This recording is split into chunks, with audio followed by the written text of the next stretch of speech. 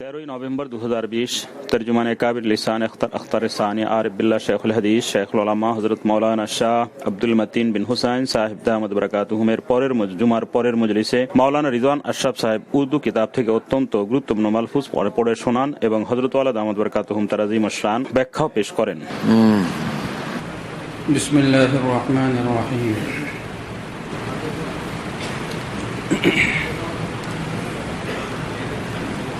हकीमुल उम्मत मुजद्दिदुल मिल्लत हज़रत मौलाना शाह अशरफ अली थानवी नव्वरल्लाहु मरक़दहु मज़ामीन व मलफूज़ातिल मजमुआ तोहफ़तुल उलमा থেকে পড়তেছি।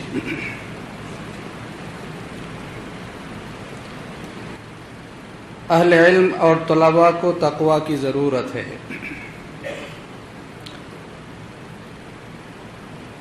अरबी पढ़ने वाले भी सब आलिम नहीं हुए, क्योंकि ज़बान और चीज़ है और इल्म और चीज़ है।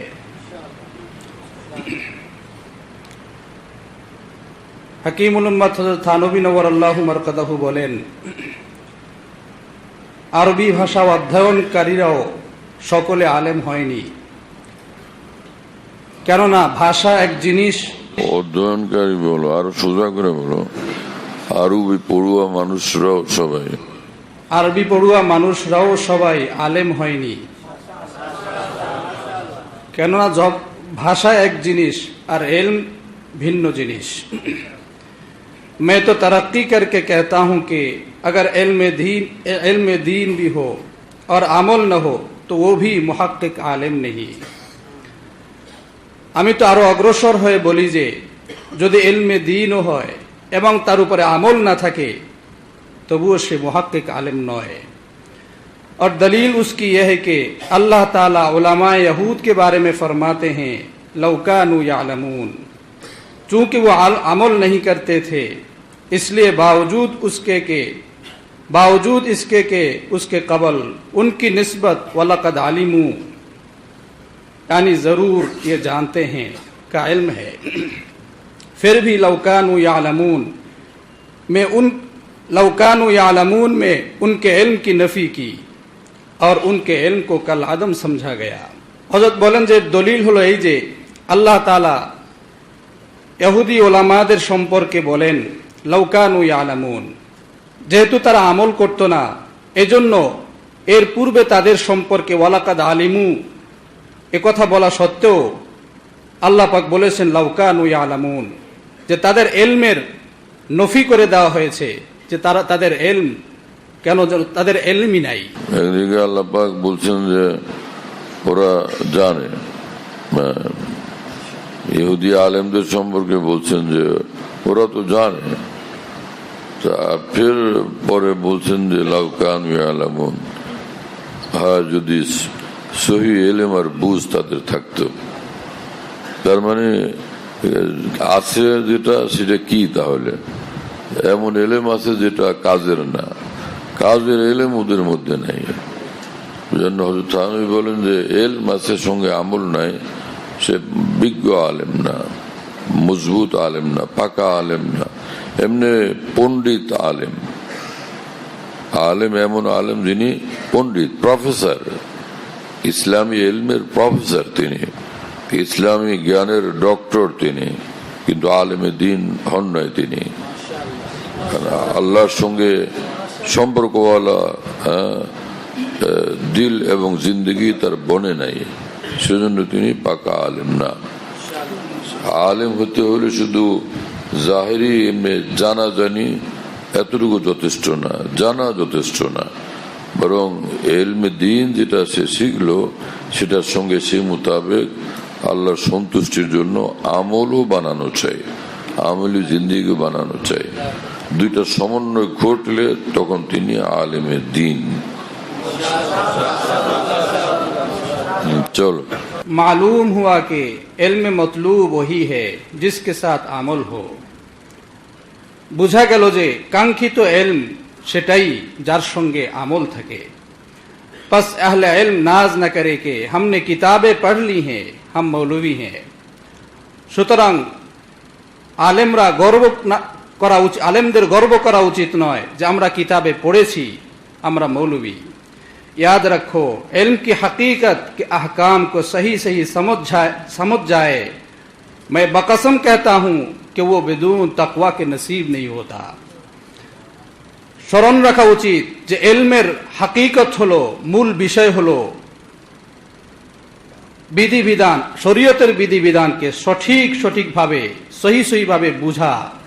আমি কসম করে বলতেছি সেটা তাকওয়া ছাড়া নসিব হয় না। अगर दो आदमी हम उम्र हों और एक ही उस्ताद से उन्होंने पढ़ा हो और फहम व हाफिजे में भी बराबर हो, लेकिन फर्क ये हो कि एक मुत्तकी हो और एक न हो, तो मुत्तकी के इल्म में जो बरकत और नूर होगा और जैसा फहम उसका सही होगा और जैसे हकायक हक का उसके जहन में आएंगे, वो बात गैर मुत्तकी में हरगिज नहीं होगी। যদি দুইজন মানুষ সমবয়সী হয়, একজন উস্তাদের নিকট থেকে তারা ইলম শিখে, তাদের বুঝ এবং মেধা শক্তিও সমান সমান, কিন্তু পার্থক্য এই যে একজন মুত্তাকি আর একজন মুত্তাকি নয়।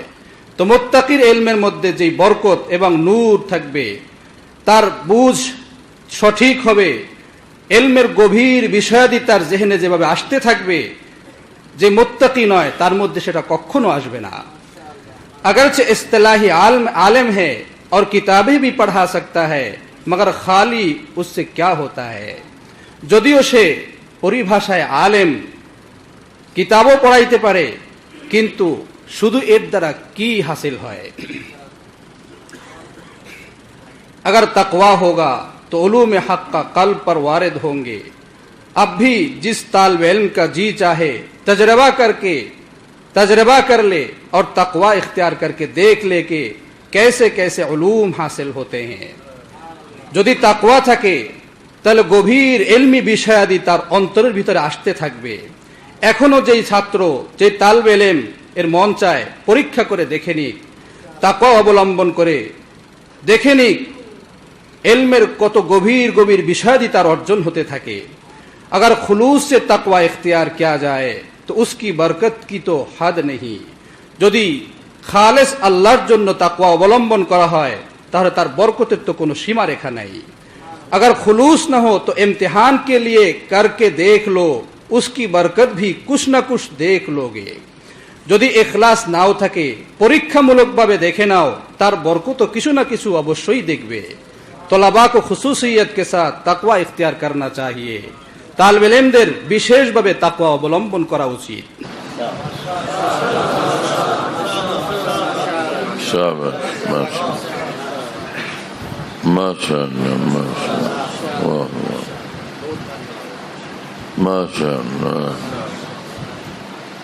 আল্লাহ পাক আমাদের সকলকে দ্বীনের ইলম দান করেন।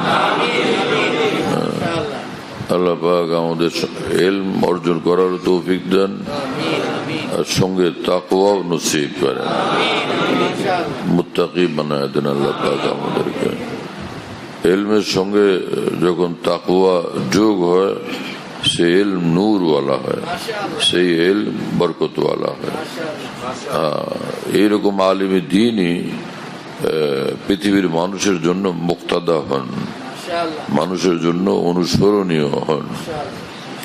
তাকওয়া ভিতরে নাই, তাকওয়ার নূর নাই, এরকম আলেম ইলমের কথা বলতে গিয়েও যে এতেদালের উপরে অনেক সময় থাকেন না।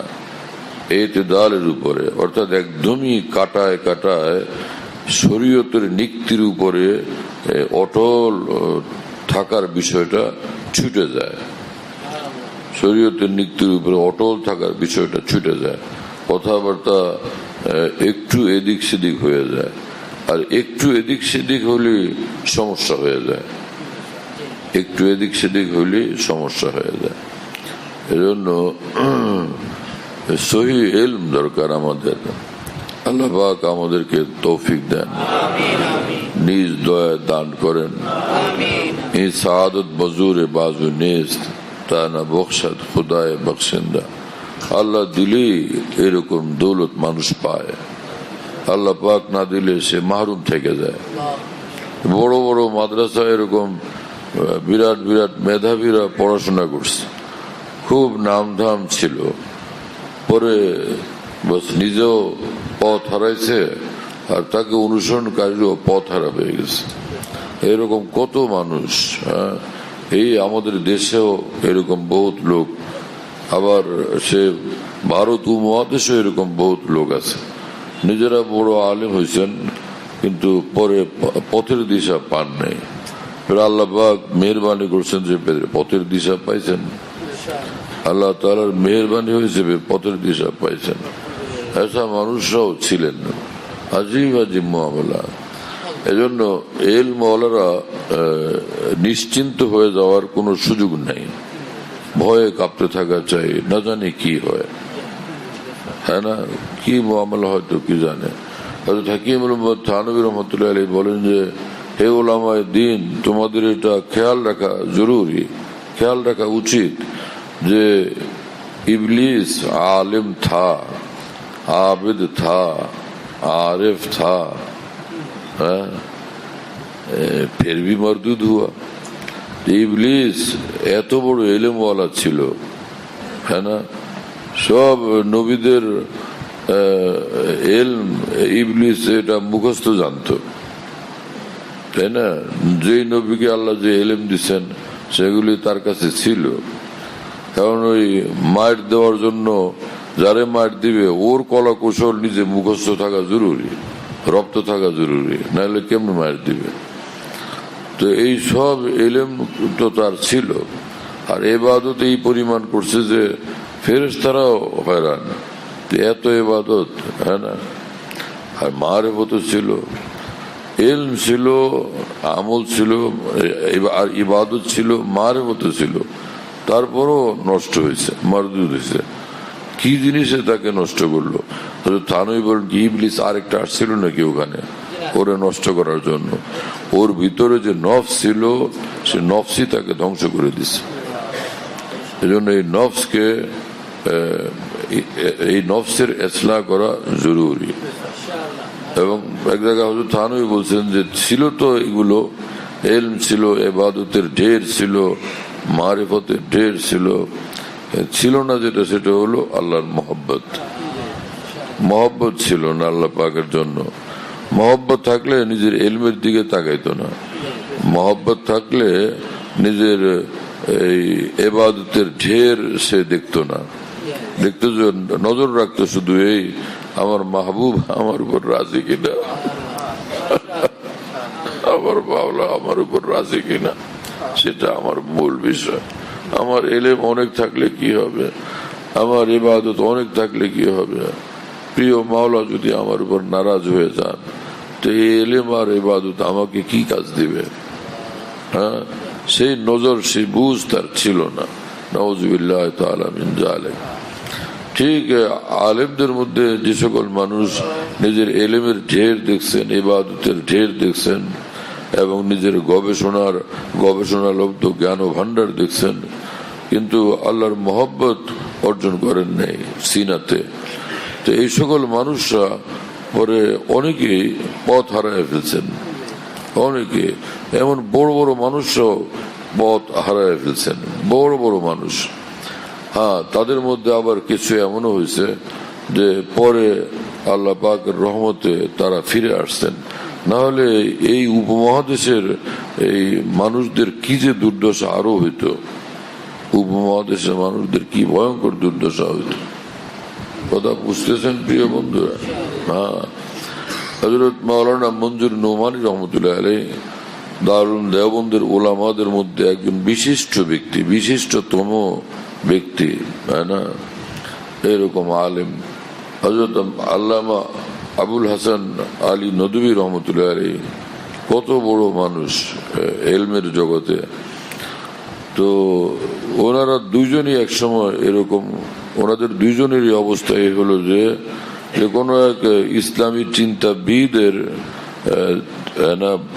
যে চিন্তাবিদের চিন্তা ভাবনা এবং গবেষণালব্ধ ভান্ডারের উপরে এমন নজর গেল, দুজনই ওই লোকটার অনুসারী হয়ে গেলেন এবং আকাবির দ্বীনের ধারা থেকে বিচ্যুত হয়ে গেলেন দুইজনই।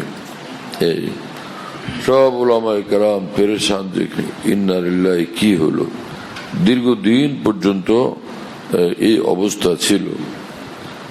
উপমহাদেশের উলামায়ে দ্বীন পেরেশান ছিলেন যে আল্লাহ কি হলো, দোয়া করতেছিলেন, কান্নাকাটি করতেছিলেন। তারা অনেক জমানা পর, লম্বা জমানা পরে দুইজনই ফের আল্লাহ পাকের রহমতে ফিরে আসছেন, চিন্তাবিদ থেকে আলাদা হয়ে গেছেন এবং নিজেদের তওবার ঘোষণা দিচ্ছেন এবং আলাদা ফের এর উপরে বই লিখছেন যে তার সঙ্গে থাকলাম এতদিন, তো কি দেখলাম এবং কেন সেখান থেকে ফিরলাম।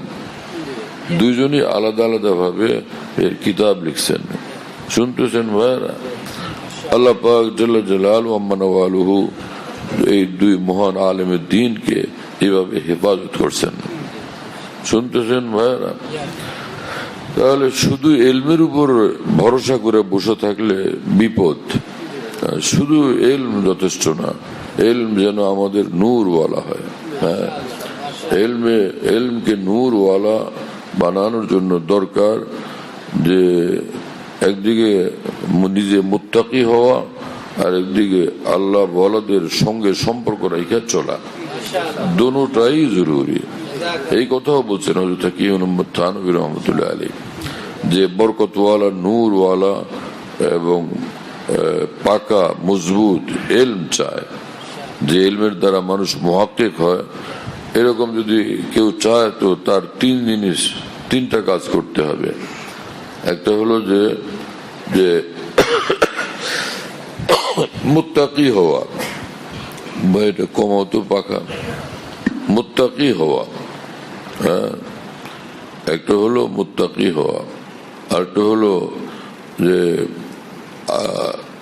কোন আল্লাহ ওয়ালার সঙ্গে সম্পর্ক রেখে চলা, আল্লাহ ওয়ালাদের সোহবত। আরেকটা হলো যে আরবির বিষয়ে তার পাকা হওয়া, মজবুত হওয়া। তিনটা দরকার, তখন সে মজবুত আলেম হবে। তাই না? একজনে একটু গরম হলে পরে কোরআন হাদিসের অর্থ আর খেয়াল থাকে না। তো ইলম কিরকম ইলম যে আরেকজনে হুঙ্কার দিলে তোমার ইলম কাঁপতে থাকে, তো এটা ইলম তো মজবুত ইলম না। আল্লাহ পাক জাল্লা জালালুহু আম্মা নওয়ালুহু তিনটার সমন্বয় করার আমাদেরকে তৌফিক দান করে। হ্যাঁ, আমাদের বুজুর্গান দ্বীনের মধ্যে তিন জিনিসের ফিকির থাকছে। তো সেরকম মাশাআল্লাহ বড় বড় আলেম দ্বীন পয়দা হয়েছেন, আর দেশ জাতি পৃথিবী তাদের দ্বারা কিভাবে উপকৃত এবং আলোকিত হয়েছে। আল্লাহ তাআলা আমাদেরকে তৌফিক দেন। ঠিক আছে, ইনশাআল্লাহ।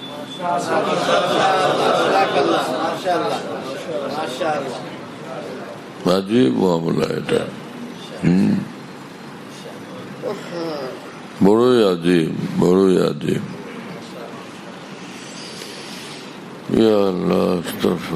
এখনো পৃথিবীতে অনেক জায়গা আছে যেখানে গেলে অনেক ইলম অর্জন করা যায়, জাহিরি ইলম। দেখি আমরা জায়গায় জায়গায় গেলে আজব অবস্থা। আরব দুনিয়াতে এমন এমন জায়গা আছে, এমন এমন প্রতিষ্ঠান আছে যে ইলমি ইলম, এক এক সাবজেক্টের উপরে কথা শুরু করলে তাদের ইলম দেখলে মানে ভীষণ আশ্চর্য লাগে যে এক বিষয়ের উপর কত ব্যাপক জানাশোনা। কিন্তু এই লোকটাকে দেখলাম যে মসজিদ নববীর ভিতরে বুখারী শরীফ মাটির মধ্যে শোয়া, ফাতুল বারি মাটির ভিতরে শোয়া, নিজের পায়ের কাছে রাখে, একদম পায়ের কাছে সে দেখতেছে এটা। এবং একজন না, সকলে মিলে, তারা যে কজন আছেন সবাই মিলে ওটা ফাতুল বারি, বুখারী এগুলো মাটিতে রেখে ফের দেখতেছেন। তাফসিরের বড় বড় কিতাব সব মাটির উপরে রেখে পায়ের কাছে রেখে পড়তেছেন। ফের ওখানে এই নিচে রেখা দাঁড়ায় গেছেন নামাজ, আল্লাহু আকবার, নামাজ পড়তেছেন, ইলম অর্জন করতেছেন। তো উস্তাদও সেখানে মজুদ ছাত্র সেখানে মজুদ, তো অবস্থা তো এই কি অবস্থা। আরো আমি তো দেখছি আরো গতকাল পরশু কোনো এক দোস্ত আমাকে বলতেছিলেন যে আমি এরকম দেখছিলাম, তো এটা তো আমারও দেখা ছিল। কোরআন শরীফ পড়তেছে, দুই পা দিয়ে দুই পায়ের পাতাকে খাড়া করে রেহাল বানায় এটার উপর কোরআন শরীফ রাখে, বসে বসে কোরআন শরীফ একটু হেলান দিয়ে কোরআন শরীফ পড়ে, তো ওই দুই পাকে দুই পায়ের পাতা দিয়ে রেহাল বানায় কোরআন শরীফ ওখানে রাখে, পায়ের পাতার উপরে রেখে কোরআন শরীফ পড়ে। এগুলো মাথায় ধরে কিছু, এগুলো এলেম পড়তেছে, কিন্তু হালত হলো এই। হ্যাঁ, আজ খুদা জোয়েম তৌফিকে আদব বে আদব মাহরুম আন্দাজ ফজলে রব। আল্লাহর মাওলানা রুমি বলেন যে আল্লাহর কাছে আদবের ভিক্ষা চাই, কারণ আদব যার নাই সে আল্লাহ পাকের রহমত থেকে বঞ্চিত থাকে। আল্লাহ আল্লাহ আস্তাগফিরুল্লাহ। তবে যাদেরকে রব্বুল আলামিন ইলম দিয়েছেন, আল্লাহ তাআলা নিজ দয়া ইলমের এক ফোঁটা, এক কণা, এক বিন্দু যাকে দান করছেন, আল্লাহ পাক সে ইলমকে যেন নূরওয়ালা বানায় দেন, আমরা সে ইলমের কদর করতে পারি। হ্যাঁ, কাউকে রব্বুল আলামিন মাহরুম না করেন। আমাদের মধ্যে যে কোনো একজন যদি মাহরুম হয়ে গেল, তা আমাদের কি লাভ? আমাদের কার ভাগে কি বেনিফিট আসবে, কি সুযোগ সুবিধা আসবে? আসবে কিছু? এজন্য এই বিষয়ে নিজের দিলকে সাফ রাখা চাই। কারো ক্ষতি তো কোনোভাবে কাম্য হইতে পারে না। কোন মুসলমানের ক্ষতি যে কামনা করে সে কেসা ঈমানওয়ালা। আদ-দীনু আন-নাসীহা। রাসূল পাক সাল্লাল্লাহু আলাইহি ওয়াসাল্লাম বলছেন যে তুমি দ্বীনওয়ালা তখন যখন সকলের জন্য খায়ের খাহিওয়ালা। আদ-দীনু আন-নাসীহা। তুমি তোমার মধ্যে দ্বীন আসছে, তুমি দ্বীনওয়ালা, এটা তখন যখন তোমার মধ্যে খায়ের খাহি আসছে। সকলের জন্য খালি অন্তরে কল্যাণকামিতা, আমি ভালো হয়ে যাই, আমার ভাই ভালো হয়ে যায়, আমি কামিয়াব হয়ে যাই, আমার ভাই কামিয়াব হয়ে যায়, আমরা সবাই কামিয়াব হয়ে যাই, আমরা কেউ না পথ হারাই, আমরা কেউ না মঞ্জিলে মাকসুদ হারায় ফেলি। এরকম খায়ের কাহি অন্তরে পয়দা হয় তো ফের সে দ্বীনওয়ালা। হ্যাঁ,